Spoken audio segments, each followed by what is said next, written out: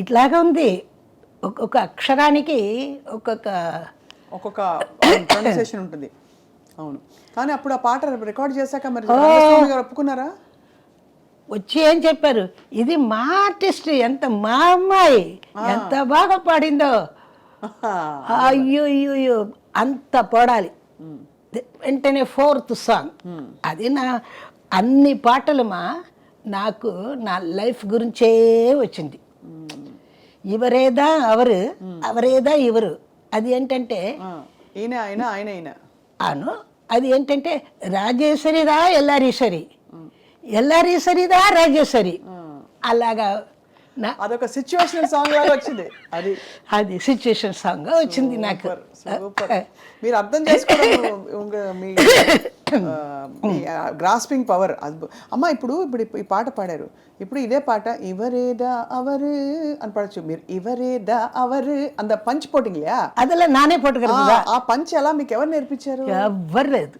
నేనే పాటలు ఇస్తే ఎక్కడ చెయ్యాలో ఏం చెయ్యాలో నాకే వస్తుంది. అది ఏదైనా ఒకటి ఏదైనా నేను కరెక్ట్గా. అందుకే ఏం చెప్పారంటే మనం నేర్పించేటప్పుడు అని మరత కాసి చెప్పారు.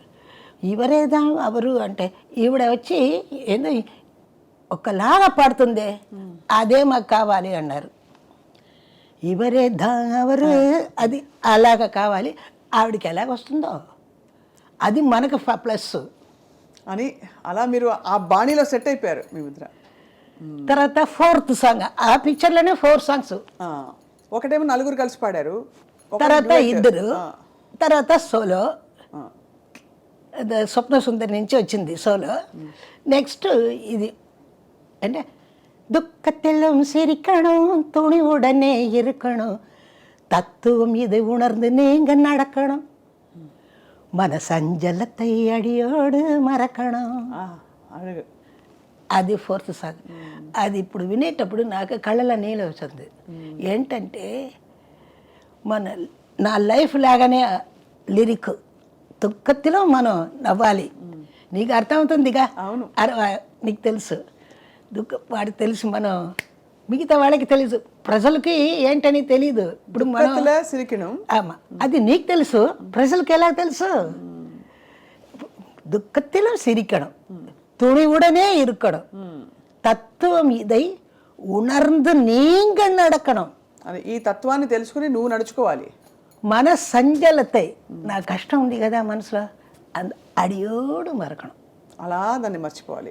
మర్చిపోయి నువ్వు హ్యాపీగా ఉండు, అంత దేవుడు చూసుకుంటాడు అన్నమాట. ఆ పిక్చర్ పాట ఆ తర్వాతనే కంప్లీట్ సినిమా ఫీల్డ్ ఇంటికి వచ్చేసారు.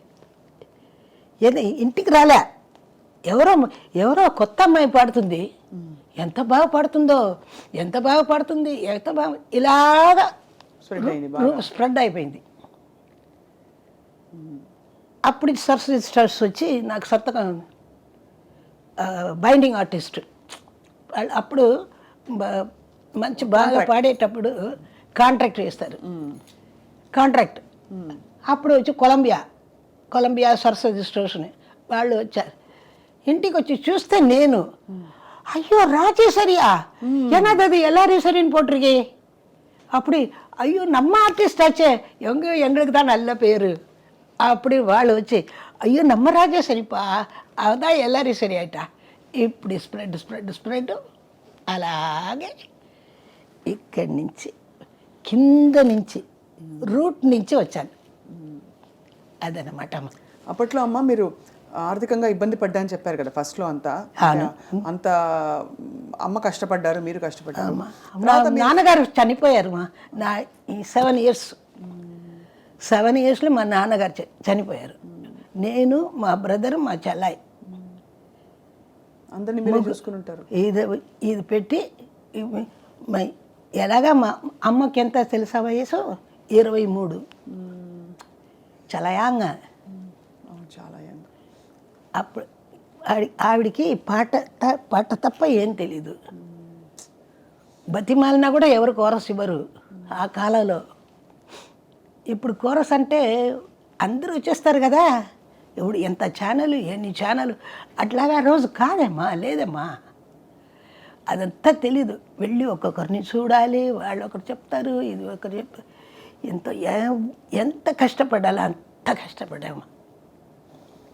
తర్వాత మీరు ఫేమస్ అయిపోయిన తర్వాత బాగా మీకు ఆపర్చునిటీస్ బాగా వచ్చిన టైంలో మీరు తినడానికే నేరం లేదమ్మా, అంత ఫుల్ బిజీ, అంత ఫుల్ బిజీ. నచ్చనే నచ్చదు ఫుడ్.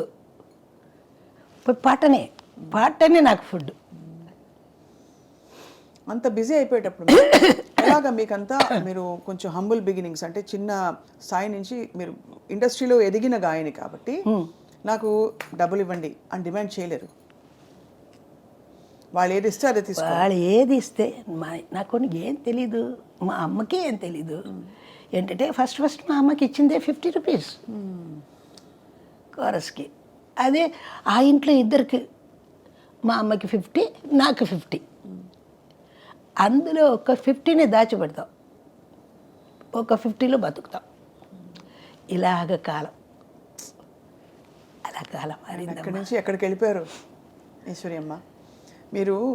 అంటే టాప్లో అసలు ఈవిడ పాట లేనిదే సినిమా లేదు అని టాప్ హీరోల సినిమాలు అన్నీ వెలుగుతున్నప్పుడు, అప్పుడు మీరు ఆ టైంలో ఏదైనా ఒక కారో ఇంటికని ఒకటి ఏదో ఏమైనా కొన్నారా? అమ్మ చూసి సంతోషపడ్డారా? అది వినాలనుంది. ఎందుకంటే ఎలాగైతే స్టూడియోలో మీరు ఇబ్బంది పడి వెళ్ళి మళ్ళీ ఆ స్టూడియోకి వచ్చారో, అలాగా ఇబ్బంది పడ సిచ్యువేషన్ నుంచి ఆ పడ్డ అప్పుడంతా రికార్డింగ్కి వెళ్ళాలంటే మా వాళ్ళు బండి పంపిస్తారు. ఇటువంటి కష్టాలు అప్పుడు లేవు మా. ఇప్పుడు ట్యాక్సీ అది ఇది అలా వెళతాం కదా, అట్లా లేదు. ఇంటికి కారు వస్తుంది, కోరస్ వాళ్ళకి కూడా కారు వస్తుంది, కోరస్ వాళ్ళకి మంచి భోజనం ఇస్తారు, అన్నీ చేస్తారమ్మా. ఆ కాలమే వేరమ్మా. That is golden period. భోజనానికి ఏం కష్టం లేదమ్మా. ₹1 జెమినీ స్టూడియోలో అమ్మ పోయి పాడుతుంది. అప్పుడు ఆవిడకి బేట ₹1. ఆ ₹1 తీసుకొచ్చి bus travelling up and down 4 25 paise 25 paise. அதுதா மிச்சம் 12 வீட்டில் சாப்பாட்டுக்கு. அந்த 12 நான் என்ன பண்ணுவேன், 4 எடுத்து எங்கள் அம்மாவுக்கு தெரியாமல் வச்சுருவேன். என்னடி நான் இவ்வளோ பணம் கொடுத்துட்டு போனேனே எங்கே அப்படின்னு கேட்பேன். நாளைக்கு வேண்டாம், நான் எடுத்து வச்சுருக்கேம்மா. அப்படி నాకు ఆ శిక్కడం బుద్ధి. 12 అణాలలో మీరు 4 అణాలు దాచేసేవారు అమ్మకు తెలియకుండా. ఎక్కడ పోయే డబ్బులు అంటే ఇప్పుడు నెక్స్ట్ డే మరుసటి రోజు కోసం దాచానని చెప్పారు. అసలు ఎంత అప్పటి నుంచి నాకు అది అలాగా రెస్పాన్సిబిలిటీ చేస్తే వచ్చింది. సో అప్పుడు తర్వాత నాకు మా చెల్లాయి మా బ్రదరు ఇద్దరిని బాగా చెయ్యాలి, పెంచాలి. నాకు ఏం వద్దు, వాళ్ళిద్దరు బాగుండాలి, మనకు ఒక ఇల్లు కావాలి. ఫస్ట్ మా బ్రదర్ ఆ కారు కొనాలి, నో నథింగ్ డూయింగ్. ఫస్ట్ ఇల్లు మనకి కారు ఎక్కడ పెడతావు? మనకి ఇల్లు ఉంటేనే కారే ఉంటుంది. ఫస్ట్ మనం ఇదే నీ కార్లు అంగ పోరి అది పోరి, నో నథింగ్. ఫస్ట్ ఇల్లే కావాలి.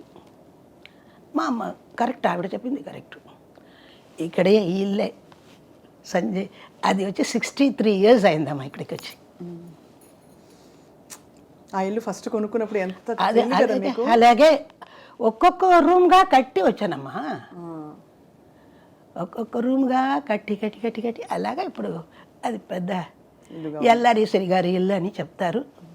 ఇప్పటికే ఎల్లారీశ్వరి గారు తెలుసా ఇల్లు తెలుసా? అయ్యో తెలీదు అంటారు కొంతమంది. అది ఎందుకు అలా చెప్తారో తెలీదు. మెడ్రాస్ అంతా తెలుసు ఎల్లారీశ్వరి గారి ఇల్లు అంటే. ఎల్లారీశ్వరి గారు అంటే ప్రపంచం అంతా తెలుసు. అది మీ స్టాంపు. మీరు పాడిన పాట మరొకరు పాడలేరు. అందరూ పాడిన పాటలు ప్రయత్నించవచ్చు, ఈ పాటలు చాలా దానికైనా పెద్ద ప్లస్ వచ్చి నాకు దేవుడు పాటలు వచ్చింది ఒక వైపు. ఆ దేవుడి పాటలు గొప్పగా నాకు పేరు తెచ్చింది. ఈ సైడు సినిమా పాటలు, ఆ సైడు దేవుడి పాటలు. అండ్ ఈ సైడ్ సినిమా పాటలు కూడా మామూలు సినిమా పాటలు కాదు, అంతా మొత్తం క్లబ్ డాన్సులు ఇటువంటి పాటలు, ఫుల్ ఇలాంటి రొమాన్స్ మాస్. ఇటువైపు ఏమో దేవుడు దైవం. ఆ దేవుడు అంటే ఈ పేరు వచ్చి ఉంది కదా ఈశ్వరి అని, వాళ్ళకి అమ్మనే దిగి వచ్చినట్టు. అలాగా చేస్తారు. ఆ టైంలో అమ్మా మీరు సీనియర్ గాయనీమణులు సుశీలమ్మ, జానకమ్మ, మీ కో సింగర్స్తో మీ అనుబంధం ఎట్లా ఉండేది? ఆరోగ్యంగా ఉంటుందమ్మా. ఎవరిని చూసి ఈశ్వడరు అసలు, ఎందుకంటే మీ స్టైల్ ఎవరికీ లేదు కదా. అది మాత్రం మా అక్క చెప్తుంది, మా సుశీలమ్మ చెప్తుంది, ఆవిడకి సాటి ఆవిడే అంటుంది. ఎవ్వరు ముట్టుకునే కుదరదు. ఎన్ని పాటలైనా నా పాట ఎవరైనా పాడవచ్చు, ఈశ్వరి పాట మాత్రం ఎవరు పాడ కుదరదు. మా అక్క కరెక్ట్గా, నేను అక్కనే పిలుస్తాను ఆవిడని. ఈ చాలా వరల్డ్ ఫేమస్ సాంగ్ మీ పాట మొన్న కూడా ఎవరో గుర్తు చేశారు, మన జయమాలి గారు ఎవరో గుర్తు చేశారు. వెళ్ళారా పెళ్ళికి?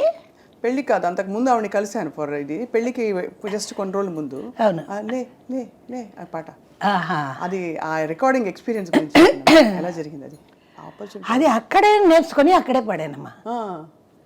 రాత్రి పూట 6 o'clock వెళ్ళాను, సాయంత్రం మాస్టర్ వచ్చారు. మాస్టర్ ఆ రోజు ఏంటంటే బాంబే టోస్ట్, బ్రెడ్లో బాంబే టోస్ట్ తీసుకొచ్చారు. తీసుకొచ్చి అంతా నేర్చుకొని పాటలు నేర్చుకొని అక్కడ రూమ్లో కూర్చున్నాము. ఈశ్వరి ఇక్కడ రా అన్నారు. నా మీద చాలా ఇష్టం మాస్టర్కి. అంతకుముందు ఆయన మ్యూజిక్లో లవ్ లవ్ లవ్ మీ మునగాడా, తర్వాత ఎస్ డార్లింగ్ అది వస్తుంది. అట్లాగా ఆ పాట ఇచ్చారు. ఇది 1 hourలో అయిపోయింది రికార్డింగ్. ఏం పాడుతుంది ఈవిడ అన్నారు మాస్టారు.